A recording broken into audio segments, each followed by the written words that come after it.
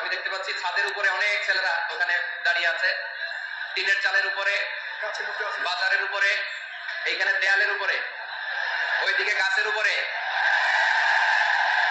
এই গণজোয়ার কোরআনে, এই গণজোয়ার ইসলামে, কোন রক্তচক্ষু এই গণজোয়ারকে থামিয়ে দিতে পারবে না।